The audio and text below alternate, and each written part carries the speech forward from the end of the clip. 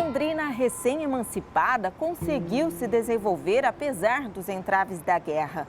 Depois dela, muito trabalho, muita gente vindo e muitos frutos colhidos. Frutos com cor de cereja e nome de ouro. O café de Londrina fez a cidade se transformar em uma capital.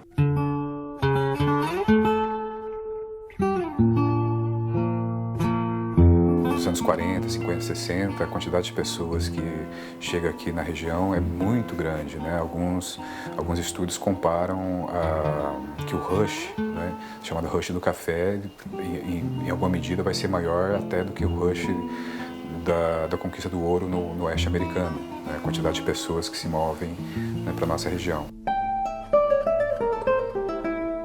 Segunda Guerra Mundial, um tempo de privações também para Londrina, período de nacionalismo em que imigrantes não poderiam falar a língua natal nem ensiná-las nas escolas.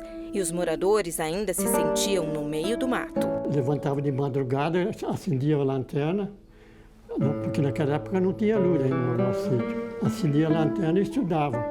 Quando era 7h pouco, eu já tinha que vir embora. A companhia tem um ganho enorme à medida que ela avança com essa propaganda. E essa propaganda que é nacional e que é internacional.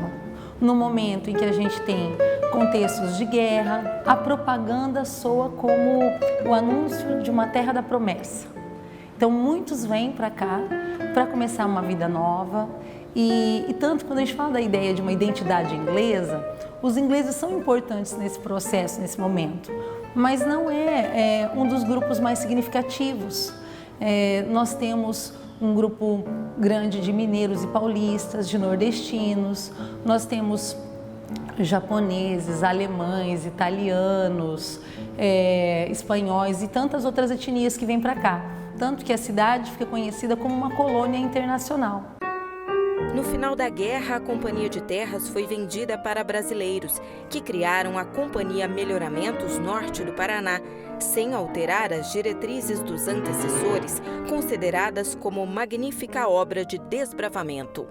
Gastão Vidigal era um extraordinário amigo, fundador do Banco Mercantil de São Paulo e um dos maiores financistas do país. Eu não tinha dinheiro suficiente para pagar o que os ingleses pediam pela Companhia de Terras Norte do Paraná e precisava urgentemente compor um grupo de pessoas da mais alta confiança que desejasse participar da aquisição.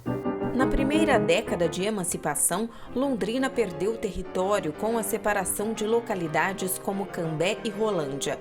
Mas a população aumentava com intensidade e o progresso era visto nos 4 pequenos cantos do município. Na zona urbana, os primeiros paralelepípedos, ônibus já circulando. As boas escolas se multiplicando, a Santa Casa já estava erguida, a associação comercial consolidada. O centro estava expandido em vilas e uma desordenação começava na pequena vila londrinense que tanto desejou ser cidade.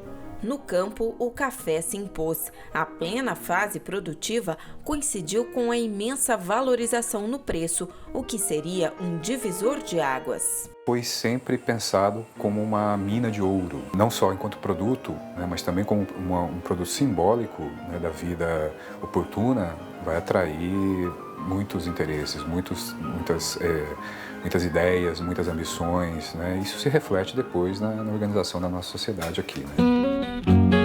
Com tanta riqueza gerada no campo, o café de Londrina chamava a atenção. Subia aos prédios na corretagem do grão, voava longe no fechamento de negócios, seguia os trilhos férreos e depois de navio até ganhar o mundo. Nos anos 50, as sacas do Ouro Verde eram vistas também na cidade em forma dos primeiros prédios verticais, da massa de trabalhadores chegando aos montes, alojados em pensões e hotéis. E nas propriedades rurais, cafeicultores enriquecidos, rindo à toa com lavouras lotadas de frutíferos pés.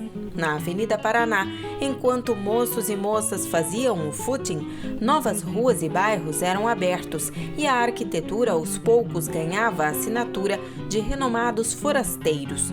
A nova estação ferroviária copiou modelos europeus, mas a rodoviária trouxe Vila Nova Artigas para desenhar os arcos. O mesmo arquiteto assinou o Cine Ouro Verde. O novo aeroporto recém-inaugurado mudava o perfil de Londrina com o terceiro maior movimento do país. Uma nova igreja de alvenaria ocupou o mesmo espaço da primeira de madeira. O Lago Igapó foi o presente de aniversário para os 25 anos do município, no represamento das águas do Ribeirão Cambezinho. A cidade também abria seus braços na prestação de serviços. Indústrias havia algumas por aqui, e a prefeitura se preocupava com um planejamento urbano. Era de fato uma capital mundial do café, que não deixaria de ser a terra prometida, mas guardava de vez no passado a imagem da floresta densa e o minúsculo acampamento de pioneiros.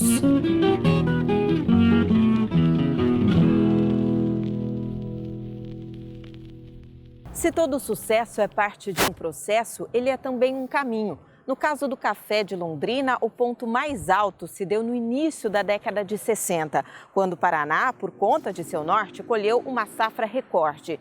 Mas o percurso de volta seria um infeliz declínio.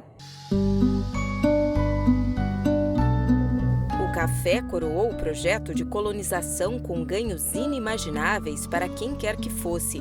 A safra de 61 foi a maior, mais de 21 milhões de sacas colhidas no Paraná, 28% do volume mundial.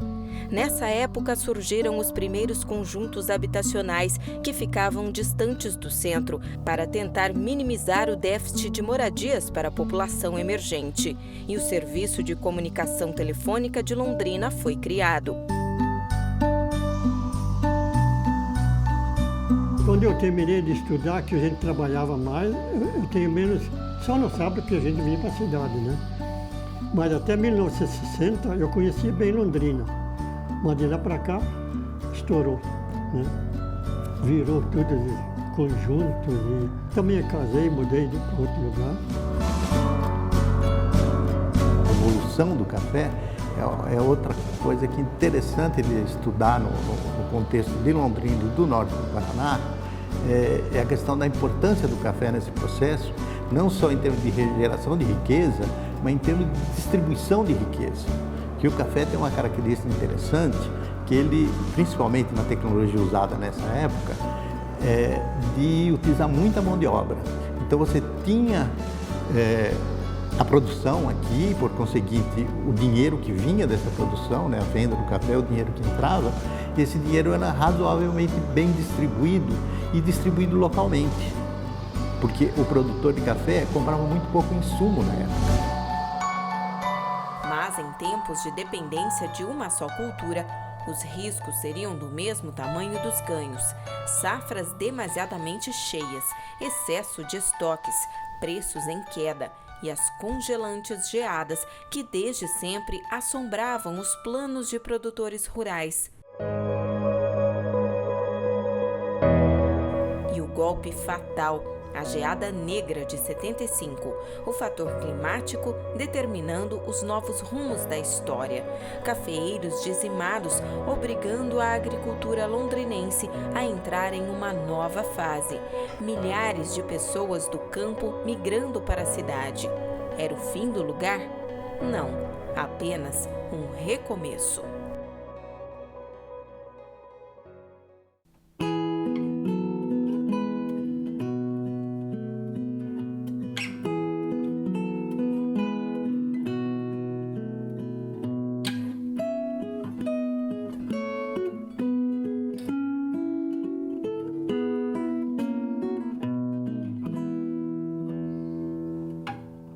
Num salão de Paris, a linda moça de olhar gris toma café.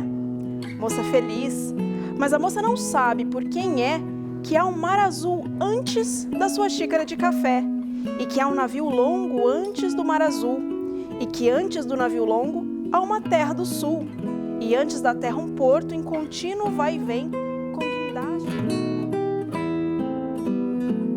O homem sujo de terra, o lavrador, que dorme rico a plantação branca de flor e acorda pobre no outro dia. Não faz mal, com a geada negra que queimou o cafezal.